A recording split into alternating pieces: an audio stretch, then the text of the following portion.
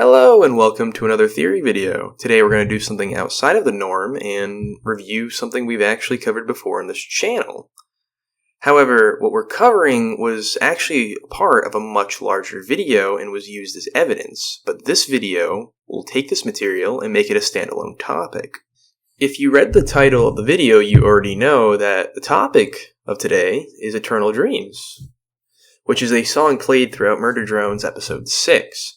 Which eventually hint to V's demise. However, the lyrics of the song tell a very interesting story, a story that I will now unravel as I did before.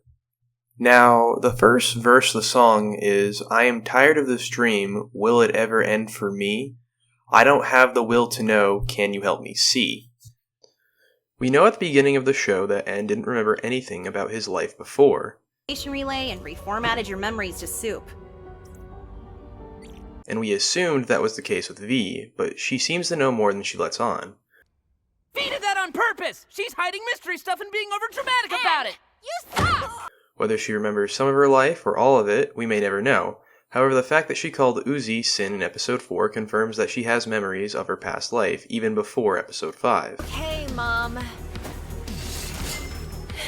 V, please. New body, same horrors. Huh, Sin? I don't know who that is. In her past life, she was a maid at Elliot's manor. But this all suddenly changed when she became a monster hunting down N at the manor. Her life now is so far from the reality she once lived. Knowing this, it seems that the line, "I am tired of this dream," is referring to her life as a disassembly drone, as a sudden and drastic change can lead people to believe they're dreaming. This is especially true when considering she woke up from the nightmare that was the Elliot's massacre in a different body, in a spaceship, landing on a planet she's never been on, only to slaughter thousands, if not millions of drones over a course of 20 years, all while avoiding and protecting N, who she was closest to. This leads us to the question asked. The question is, will it ever end for me? Asking if this nightmare that started that one fateful night will ever end. She doesn't have the will to know herself, and being a question, it's directed at someone, and that someone is N, as he would be the one to help her see this through. Now we're going to go to the second verse. "Let my body keep you warm, let my essence be your breeze, can you hear me calling, please look out for me." Verse 2 describes V's relationship with N. This verse oddly seems very intimate, but could be how she felt toward him. She never showed this, perhaps because she felt she couldn't given current circumstances, which only adds to the depth to her seeing N and Uzi hold hands. Ew. Don't date my robot, please. As she gave a very similar response to seeing them hug in episode 4, this response, while aimed at Lizzie at the time, was fueled by jealousy. Ew. Don't patronize me. What? I think it's gross all by myself. God, you're a diva lately. Seeing Uzi and N together, or at least thinking that's the case, may have been the final nail in the coffin that led her to give up and allow herself to die at the end of episode 6.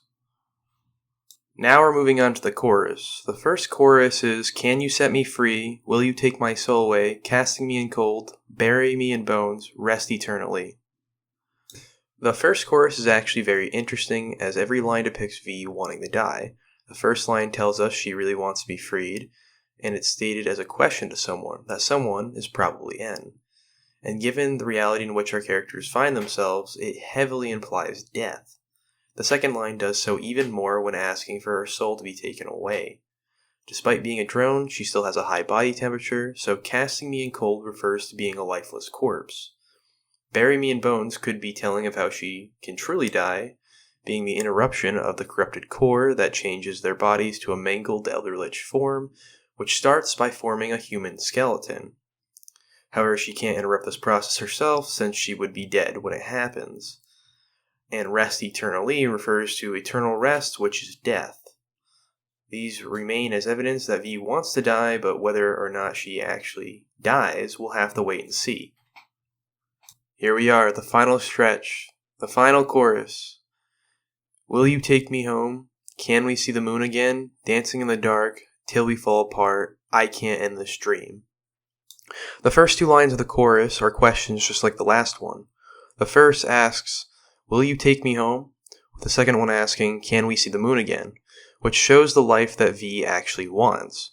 A simple life with N, just like the one she had back at the manor.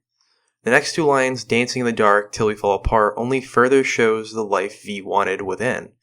A life she now wants but may have come to terms with isn't happening, which could explain why she gave up at the end of episode 6. However, the last line is "I can't end the stream," which implies that she can't die, or at least not by her own hand. And since Alice had to intervene to stop the disassembly drones from regenerating, the Sentinels can't do it either. Keeps them sluggish. Ain't our first rodeo. So she wants to die but can't. It's most likely the case that we'll see her return more unstable than we remember, as she'll probably reach a new height of insanity, and seeing N will not help with that. Now, before we end this, I want to go over a few notes. While I don't know where the series is going, I thought I'd just throw these ideas out there. That the affection N shows for Uzi at the end of episode 6 is because he learns that she's going to die. Then, Uzi, you can fix her, right? That's why you're here? I'm here to find which drones were infected. When we get to the labs and find that list, I'll need you to choose the universe over one little drone, N, before she's not herself anymore.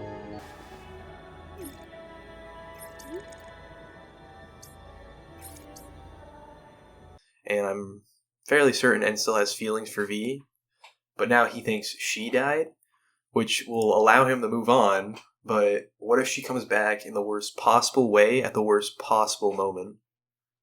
Seems like something that Liam would do just to ensure the will they, won't they continues for the interesting love triangle.